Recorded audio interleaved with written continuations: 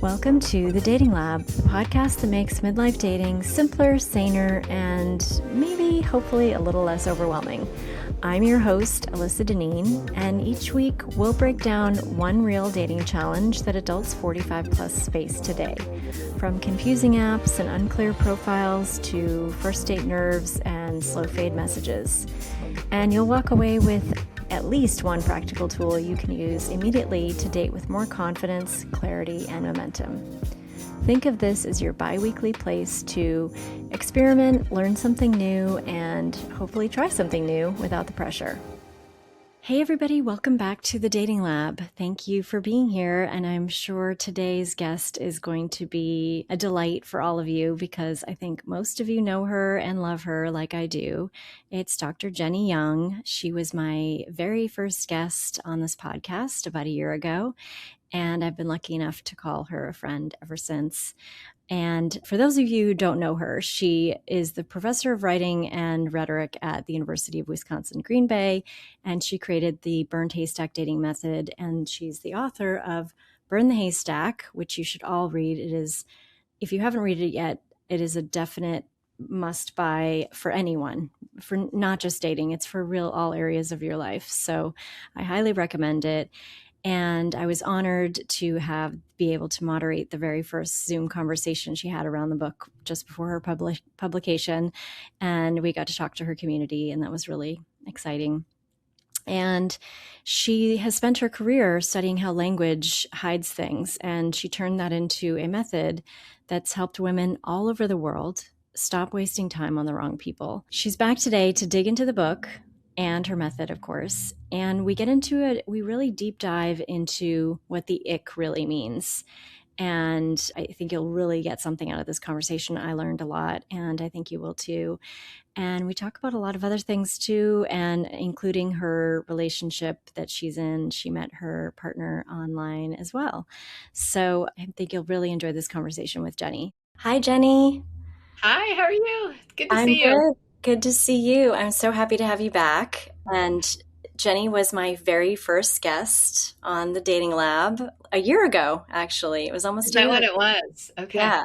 And now I have her back again after she wrote her book called Burn the Haystack, and it came out in April of this year.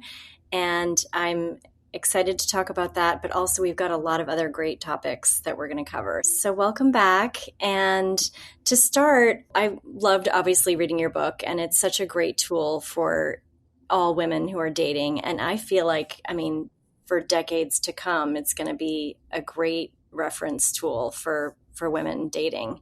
And as a dating coach, just being able to refer that to people and say, read this first and then come back to me kind of thing. So I feel like, it's just such a great tool, and thank you for writing it. And I feel like it's going to be just useful for years to come.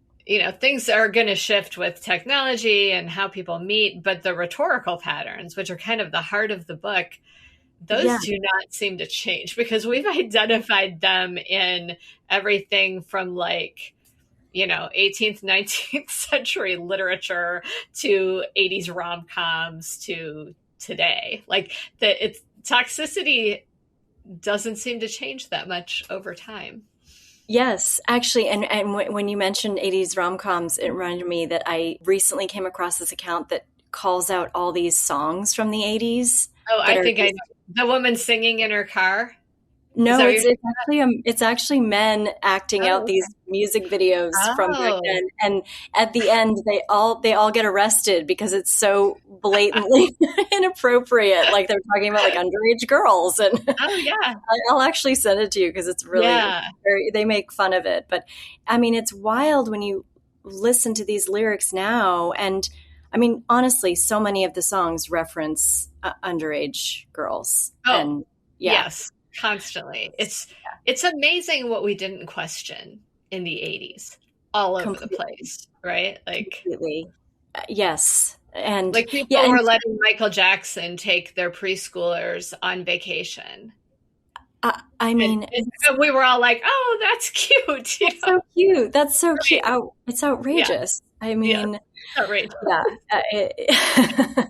But yeah, I mean, I think that aside from online dating, and I'm sure everyone who's listening to this knows you and has probably read the book, but aside from online dating, even if that goes away completely, this book is useful for, job hunting or if you're the interviewer interviewing new prospective candidates for jobs and not wanting toxic people in the workplace. And I mean, dealing with family members, and it's so useful for anything other than dating completely, which is why you see a lot of people in your group that are not even dating, and they get so much out of it. So we're already partnered and now just using it for right. Yeah. How was the process of writing the book for you? Was this your first non-academic book? Even though it is actually academic in the end, but technically. Right, but yeah, it's a much different process than, previously I'd written an academic textbook on critical discourse analysis, totally different experience. I love the writing process. Like, I am perfectly happy to kind of like go down my writing rabbit hole and stay there for days. So I've really enjoyed that part. The book promotion activities were a little more taxing for me because I'm just not naturally oriented toward marketing or advertising. Now, once it got to the book tour itself, when I got to go out on the road and meet, these amazing women that I've been talking to and it really in community with for years, that was, I mean, a once in a lifetime experience. Just absolutely amazing. I loved every single stop on my book tour. But yeah, there's a whole world out there of publishing that, I've been kind of like in the industry and I still had no idea how involved it was or all the different aspects, preparation and editing and promotion. And it's so much more promotion than I was expecting too. And I mean, and you keep doing it. It goes on and on and on. It does. Yeah, for sure. When does this end? But it must have been so rewarding just until right now, as you were talking about it, I didn't really think about it, but to actually meet so many of these women that have been in your group. And that must have been so wonderful, actually, just to really. It was like there was this immediate, I don't know, kinship almost, because the group has been so active and sort of like intensely focused on a common mission. And to see people in 3D is, it's hard to, it was surreal for me. Yeah, I'm sure. Well, yeah. I mean, I loved meeting you in person in New York. So just for us to be able to meet for the first time in person was so exciting. Yeah. When I was reading more about you before this, I didn't realize that. Do you also have an academic background in satire? I know you've written in, for satirical publications. I didn't realize you actually studied satire. Yeah, at Second City, Chicago. Yeah, and that's so cool. I love humor writing. Like, I think it's one of the most powerful tools we have, especially that women writers have. And also, I've always been interested in humor, what makes things funny. Yeah.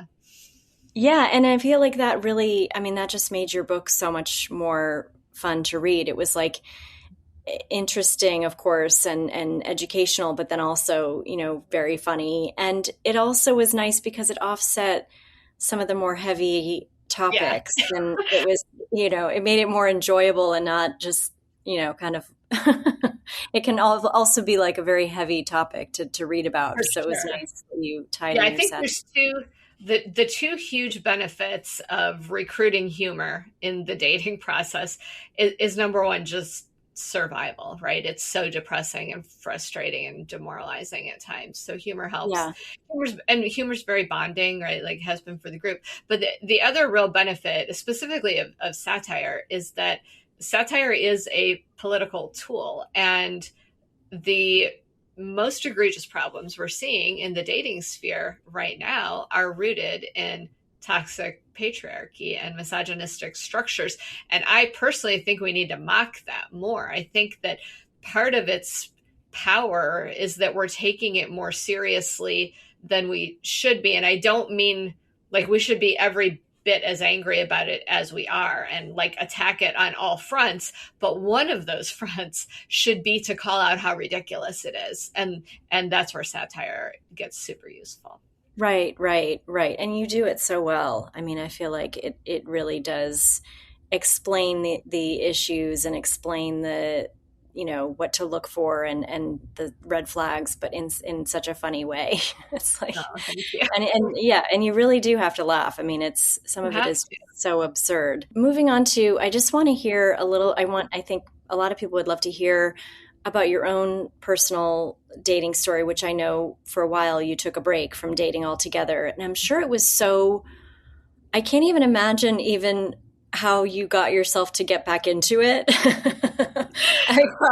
After the Facebook group and being so in that, you were obviously just thrown into that world.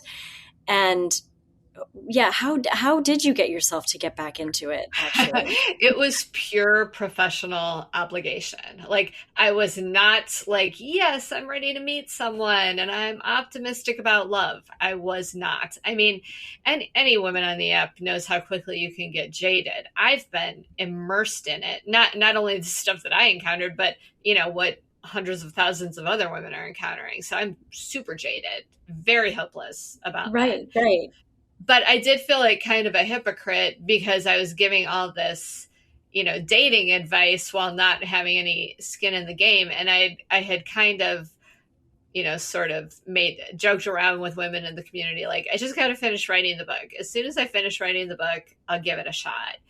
And so I did. Like, I think I submitted the book manuscript on June 1st of 2025 and immediately signed up for Bumble for 1 month. It was a disaster. I went out on 0 dates. And I only ever used the dating app for 1 month at a time because that's, that's like when you get the most sort of algorithmic activity and then it kind of flattens out, especially for like a liberal woman living in a somewhat rural, not population dense red community. Like I'd get nobody. So I killed that account at the end of the month and then signed up for Hinge for 1 month in July. I even turned it off for a couple weeks during that month because I went on vacation with my girlfriends and I didn't want to be bothered. And I connected with Pat on July 27th. So I had 3 days left of my account. In my final go round, I went out on exactly 1 date with Pat, whom I'm now partnered with. So. Wow. Wow. That's amazing. That's amazing. Yeah. I mean, I was absolutely brutal and ruthless. Yeah. I know, but I mean, it's funny actually, I work with clients who practice your method and a lot of them, their biggest complaint is, I'm not really actually dating because there's, like I'm going through, I'm being ruthless with, the method and just most of dating is not dating. Is not dating, and it's so hard to wrap your head around that, especially if we for a while it was like, especially when I was newly dating 10 years ago, it was like the numbers game. It's a numbers game. It's a numbers game, and it was like go out on as many dates as possible. Right. And now it's the opposite of that, and so that is a lot of what I'm kind of like here for people is like telling them you're doing it right. Then you're it's okay. Like, you shouldn't depending be on people's goals, dating. Right? Like most of your clients, they want to find a long-term partner, and that's the same thing in Burned Haystack community. So like if people just want to date, that's easy to do. But if your goal is to find a long-term partner, the most important thing you can do in the dating process is not date 99.5% of these men. Right. And so they're like, well, I basically haven't been on any dates in the few months that I've been practicing this. And they're like, is something wrong with me? And I'm like, no, there's something wrong with all of them. That's the problem. Absolutely. Yeah. But you're doing it right, basically. And I think that is really hard to wrap your head around.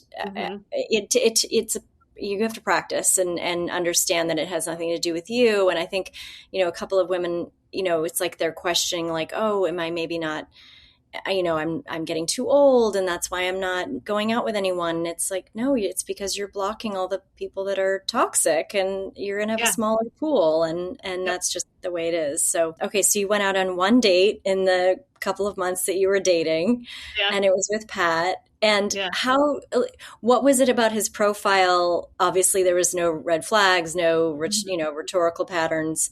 What about him were you, I guess, interested in meeting him in person?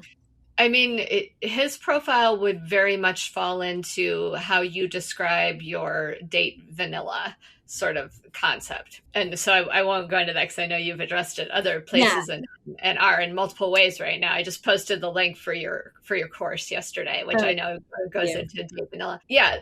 I mean, the number one thing about Pat's profile is that there were no toxic rhetorical patterns in it. Now, beyond that, it was clear. The information was appropriate. He was a teacher, which I liked. I felt that would be a good, match for me, also being in education.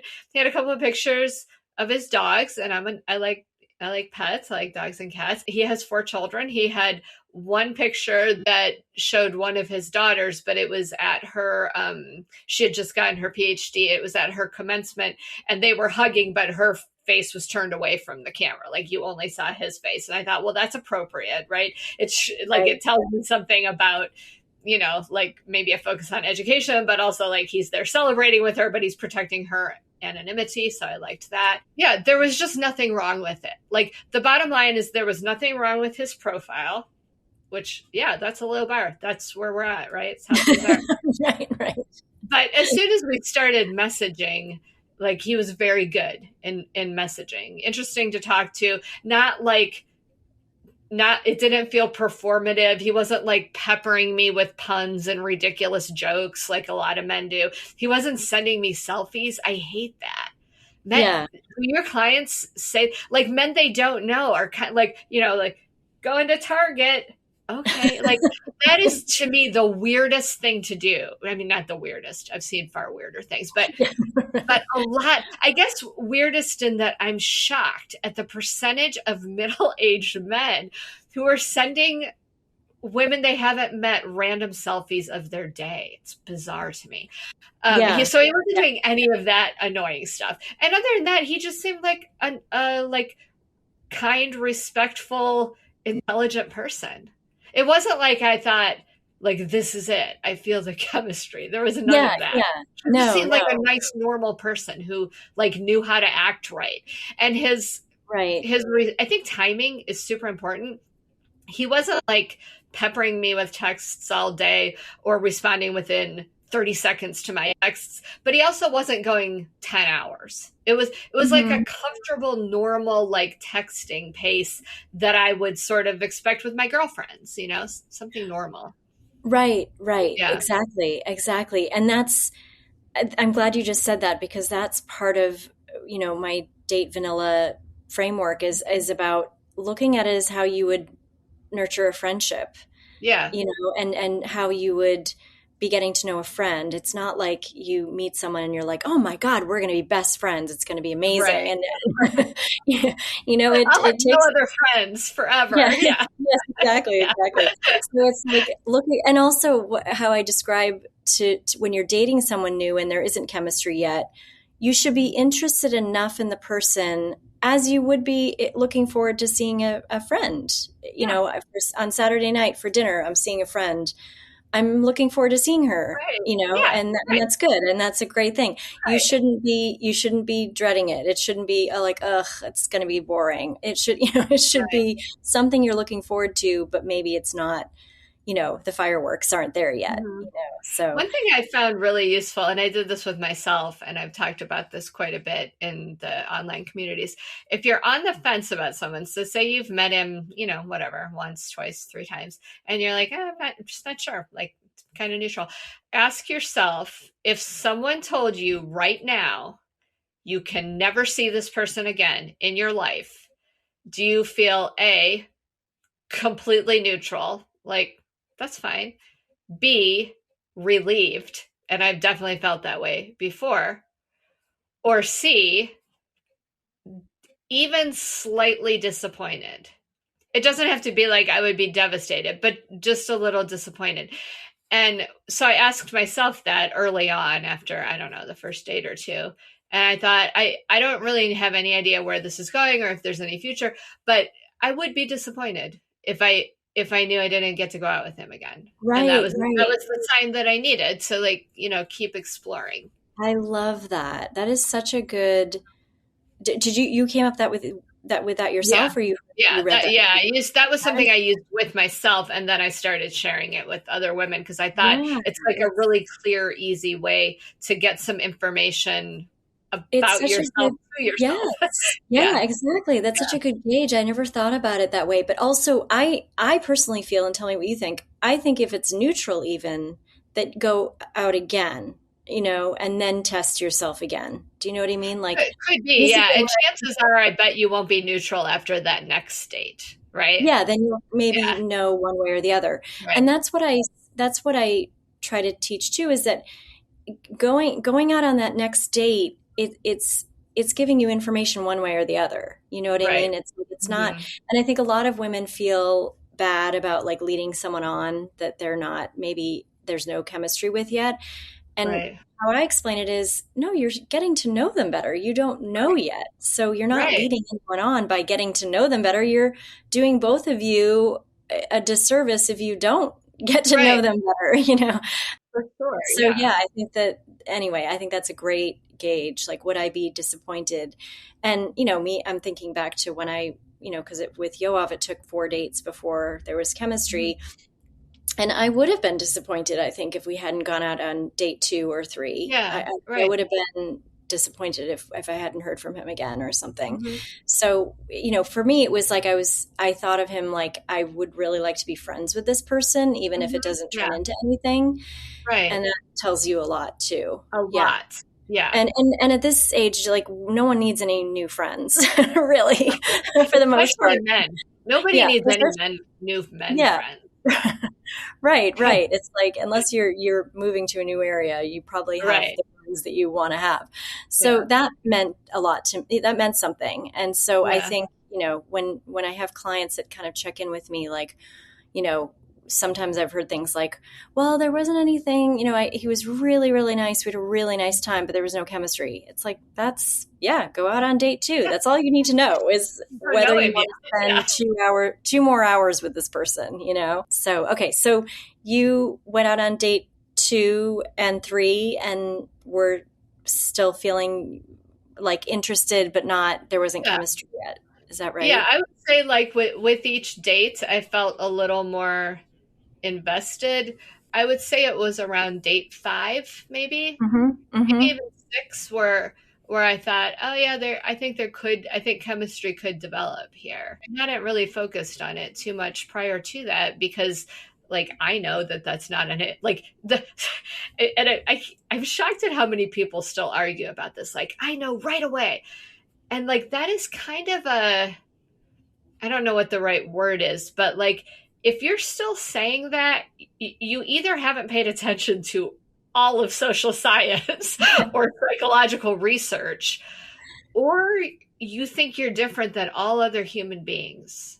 And that's Right. problematic. Like Right. if you're still the person, regardless of gender, so I'm calling women out here too. If you're still saying, no, it's different for me, I know right away. And or if there's not immediate chemistry, I'm not interested. I'm not wasting my time.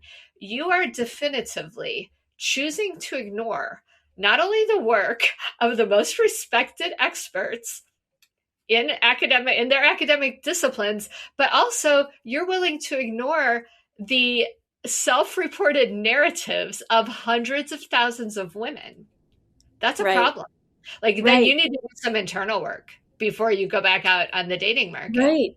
Right. I'm so glad. I'm so glad you're saying this because that's something that I get a lot of pushback on too, for only, from certain people. It's not like a lot of Right. people are open, but I Yeah. do hear that often, like, no, I've always known right away. Well, okay. So you're past 2 long-term relationships, which, eventually ended. So not that that matters or not, but okay. Right. So you had chemistry right away. That's not an indication of that's how you are forevermore. I mean, that's just two examples, or even just one example in some cases. And the other thing that I say to people is, I think that everyone's still sort of, especially like a lot of clients I work with have been married for 25, 30 years, and now they're out there again. Yeah. So you haven't dated since you were either a teenager or in your early 20s, theoretically.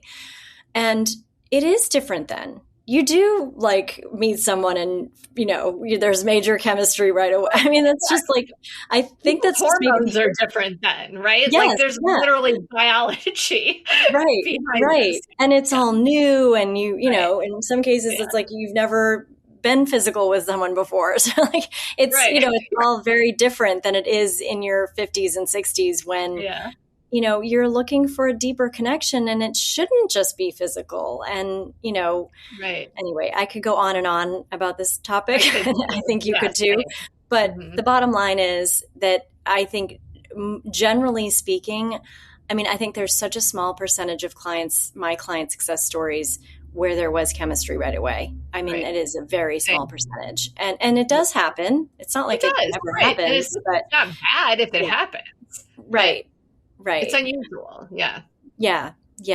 Okay. It's not only unusual to have that immediate chemistry, but it's completely unnecessary. And maybe because it's not predictive. So maybe that's the important thing, right? Is for people to understand that. Yeah. Right. Yes. I'm glad you said that. Yeah. And thank you for sharing that, because I feel like it's so helpful for people to hear, like, okay, so it took you till date 5 or 6, and we're talking, because I had already started to do some travel for the book at that point, that was probably more than 2 months in. Right. Like we were seeing each other every week because I was gone a lot. Right.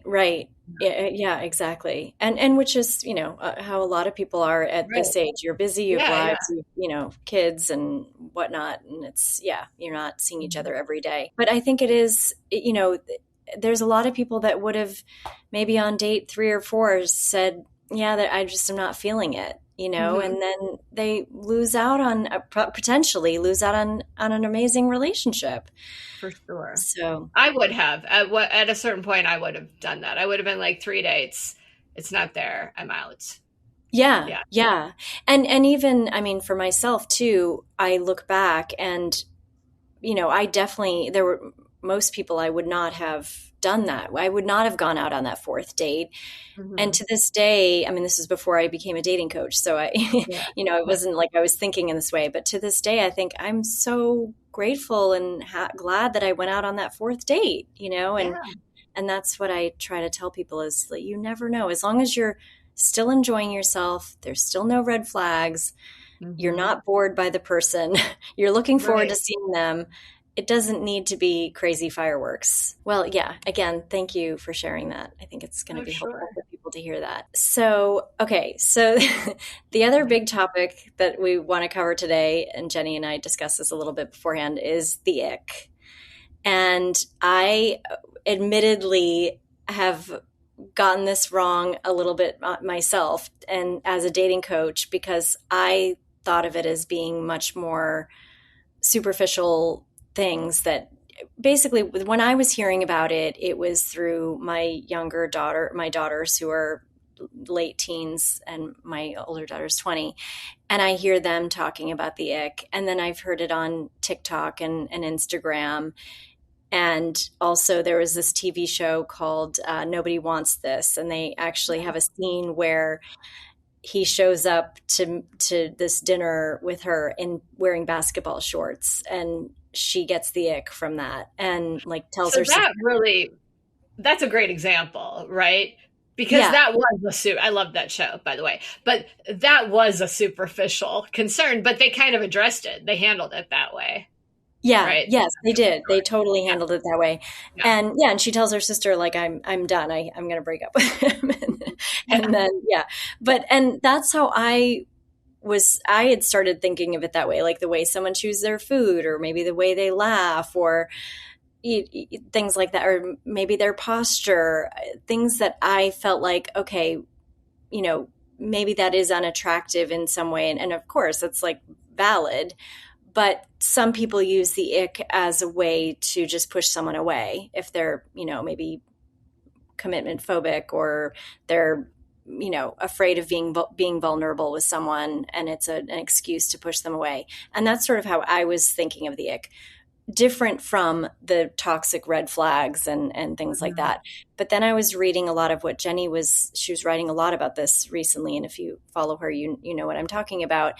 And I was seeing it in a different way, where it was more about some of the things may seem trivial or not important, but that they could mean something bigger. So can you talk a little bit more in detail, even just to explain it to me, but I think for other people that may be confused about it? Sure. So I think the very early usages of the ick, and I actually did like a linguistic breakdown of this on my Substack. It was sort of these like superficial things that may or may not have had deeper meaning, right? So let's use the basketball shorts example. That really was like, and this character is portrayed as someone who is commitment phobic and, is maybe a little bit avoidant and could be a little superficial. So like, if we had kept the ick at that usage, I wouldn't be writing about it so much, and I wouldn't be so upset with the way people are using it, because what I'm seeing more frequently is someone, let's say in one of the Burned Haystack communities, a woman will post and say, I went out with this guy last night, first date, and he was a perfect gentleman. He took me to a nice restaurant and everything was great. He did put his hand on my thigh at dinner, and now I have the ick and I just can't get over it. Okay. And then that's portrayed as what? This great man took you out to this nice dinner and treated you like a queen. And now you're going to dismiss him because you have the ick because he touched your leg. That's actually a boundary violation.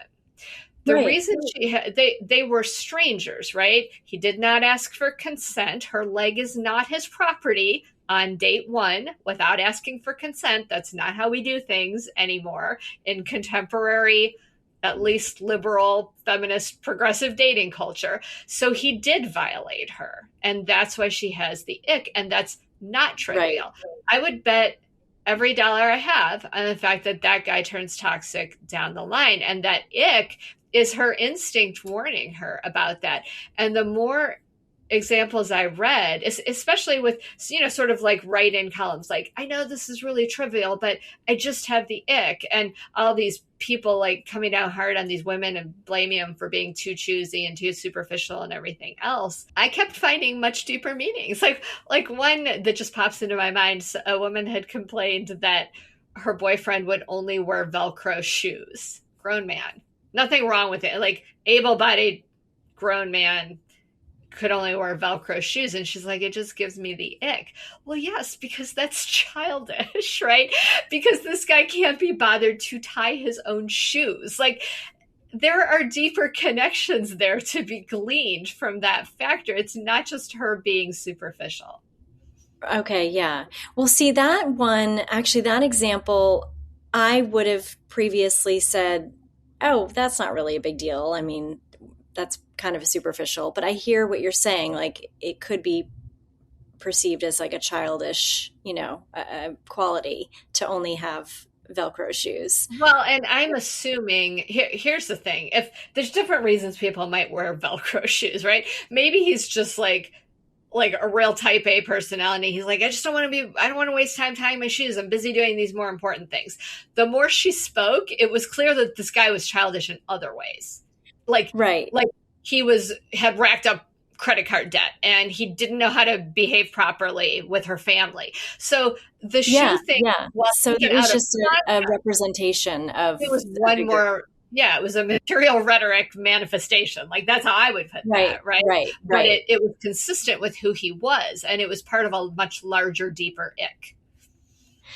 Okay, so it's funny that you mentioned the Velcro shoes, because one of the examples I was going to ask you about is, I had heard about this example, and I used it as an example of like something that's superficial. But then I think you wrote about it. Okay, so it was the example of a woman who was out with a man that she'd been dating, and he went to pay and he has a Velcro wallet. Okay. Did you write about that? Was that you? Possibly. That sounds familiar. Yeah. I don't know why these are all Velcro themed, but that's I know, it's actually funny. And so it's funny because I had read about that somewhere else and I was like, oh, that is pretty superficial. Like who cares if he has a Velcro wallet? And then in your writing, you said, well, it's perceived as childish. And so I was like, oh, I never even really thought about that. But I get what you're saying even more so. It's like, it's really just an indication of a bigger issue that maybe you've been sensing. And then that just kind of, that one thing is what you've honed in on as the thing that's bugging you. But it's really a bigger issue. Interrogation would help with that, right? Because like I could see myself getting annoyed over something like that. But then I would ask myself, is this really part of a problem pattern, or is it truly one isolated thing that, just doesn't fall into line with my taste? And if it's the latter, I would just get over it. Like, I think that most of the time when women are feeling deep level icks, it's either something really serious or it's a seemingly unserious manifestation of a deeper problem that is very much serious. Right. Yeah. And I guess my real issue now is that I wish that we could think of a weightier term for the bigger issue icks, it's like not because the ick itself, even the word sounds so silly and fluffy and kind of petty, but I feel like a lot of these things are obviously not silly and petty, and they are obvious, like actual red flags that could mean toxic behavior. So I just wish as like at the dating sphere, I think we should come up with a weightier term for it. I have started writing it as an acronym, capital I, capital C, capital K, that stands for Intensely Consequential Knowledge. Oh, because I think when you feel the ick, there's more chance than not that is your like deep reptilian intuition protecting you. And so it's not this fluffy inconsequential thing. It's intensely consequential knowledge. And you're right. You said it sounds like this like funny thing. There's actually a linguistic explanation for that. And the neurological explanation is beyond me and a little bit like people don't totally agree about why. But what most linguists agree with is that hard consonant in English, and I think in other languages, I can only speak for English. In English, hard consonants, that k sound is the funniest sound. Like you will get more laughs if you put that hard CK sound at the end of, like, let's say a beat in a joke or a humor piece. And it just makes us laugh, which can be great, right? But also like this case sort of exacerbates that misunderstanding of what the ick can actually offer us as women who are dating. Yeah. I love that. I didn't see your acronym for it. That makes a lot more sense. Yeah. It hasn't been picked. Maybe your podcast will make it famous. We need to start calling it consequential knowledge. It's an acronym. No, I know. It's like the ick lowercase or the ick uppercase. Right. Yeah. Two different things. Yeah. I mean, I think that it's something that, I think that with TikTok, again, like sort of, making it sort of this cliche, trivial type thing, I think that it really does undermine what a deeper, more dangerous potentially, behaviors. Do you follow that account titled Submit Your Ick? No, but I just read about that. Is this the one where like it's like people are kind of like outdoing each other with sort of how silly these icks are? Like how trivial their icks are? Okay. Not really. People to this one, and it's people of all genders, submit the thing that gave them the ick and then what their current relationship status is. So you can kind of see like, and most of them will be like ex-boyfriend. Although sometimes people stay with them. But if you start flipping through those, they're usually pretty serious. Like the things that people are terming the ick are in most of the cases like legitimate relationship enders. They're bad things. Right. That's actually really interesting. Yeah. No, I read about too. I read about a TikTok account, which is basically like people kind of almost competing for who can come up with this sort of the most trivial, shallow ick, which again, that's like kind of undermining, or not kind of, it is undermining the bigger icks. Yeah. But yeah, but that's a good, I should follow that account. That actually sounds interesting. The whole problem with the ick, I mean, things change meaning over time, right? There's evolution of like words and phrases and concepts. So that's going to happen forever. The problem with the ick is that we've somehow all bought into the idea that any woman who wants out of a relationship or loses feeling or attraction or whatever it is has to justify it. Right. That's the problem. If we stop doing that, the terminology, like it can just be social media entertainment. The problem with the way that ick is employed too much right now is that it's one more way in which women are told it wasn't that bad. And how far are we going to take that, right? He only beat you up once. You didn't have to go to the hospital. Like, right. and this is an extreme example, but it's all along a spectrum. And that's the problem with the way we use the ick in the public sphere right now. Right. Yes, agreed. Yeah, so one other thing I wanted to just touch on before, or not touch on, I know it's a pretty weighty one, but before we end this, is that as I was reading your book, Burn the Haystack, I coincidentally was also reading Gisèle Pelicot's memoir. And it was really interesting to read those two at the same time because of, I kept thinking, if she, obviously she had met her husband in the 50s or maybe even earlier than that. But anyway, so that was a long time ago. But if this was now and she had read your book, I kept thinking, I wonder if she would have caught the signs, because something that she kept saying in the book, and I know she said this in interviews too, is that he was a loving husband and father, and she never saw any reason to, be questioning him or anything.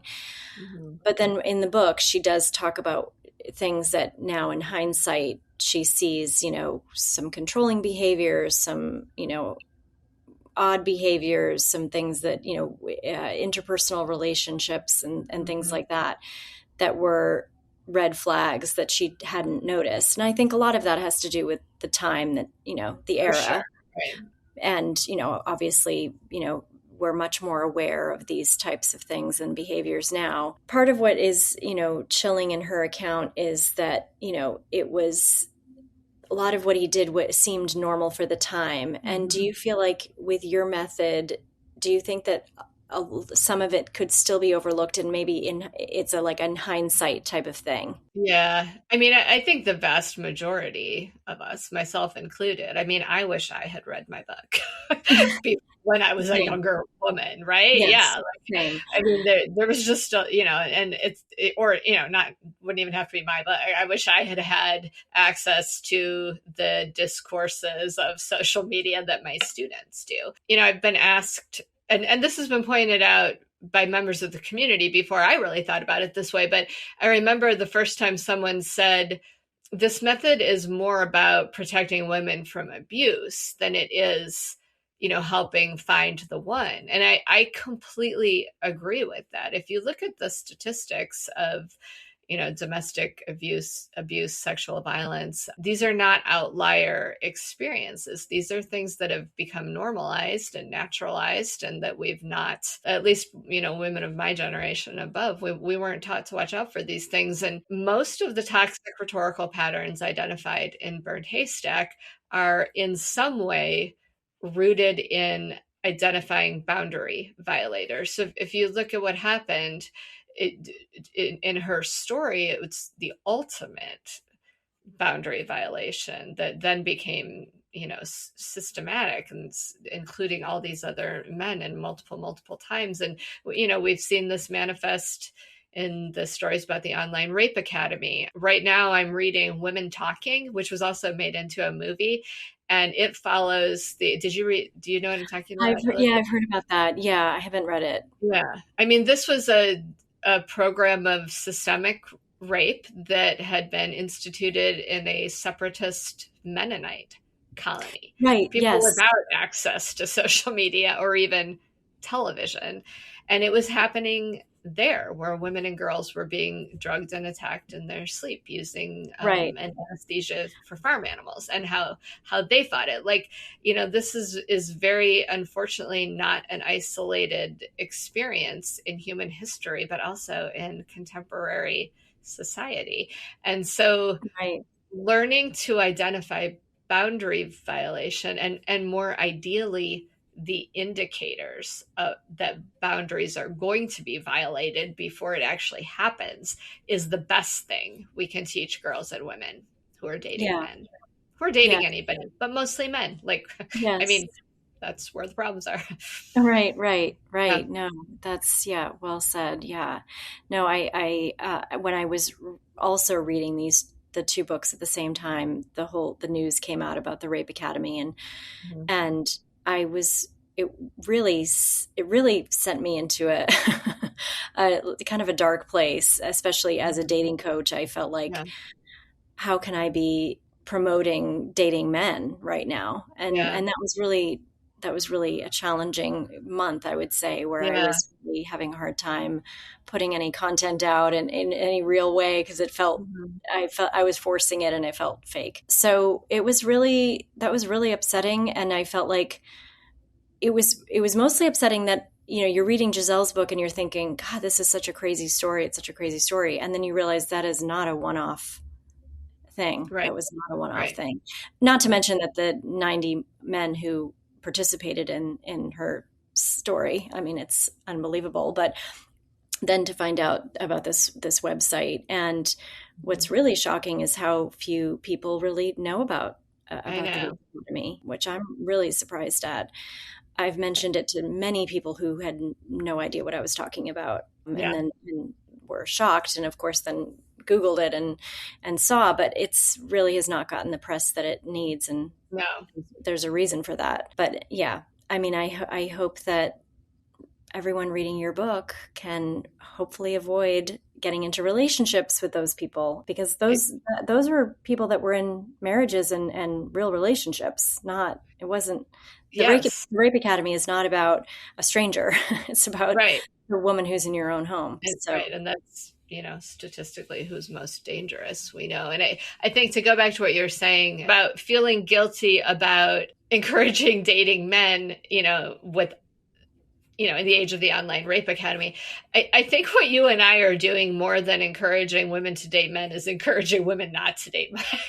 Like, not to date most men, right? Like that, if there's a basis here, we're doing more discouraging of dating men in order to preserve women's time, sanity, and safety to date the men who are worth their time and who are safe. Exactly. And I think, and so many women have been, I mean, we all were sort of conditioned to go for the men, the cool guys, and the ones that ignore you, or the ones that don't call, and the ones you have to chase. The ones that tease you. I mean, I that one is just wild to me. Like, as a little kid, the boys that were teasing you, your parents would tell you, "Oh, that's because he likes you." Like, what? I can't believe we were taught that. I mean, it's just anyway. So relearning, reteaching all of us to go for for lack of a better term, go for the nice guys, go for the ones who have a vanilla profile, it's and I think a lot of women push back and say, well, I'm not going to date someone I'm not attracted to, or, I don't find this guy, this guy isn't attractive to me. So I'm not, and, okay, that's fine. Fair enough. But, nobody has to date anybody.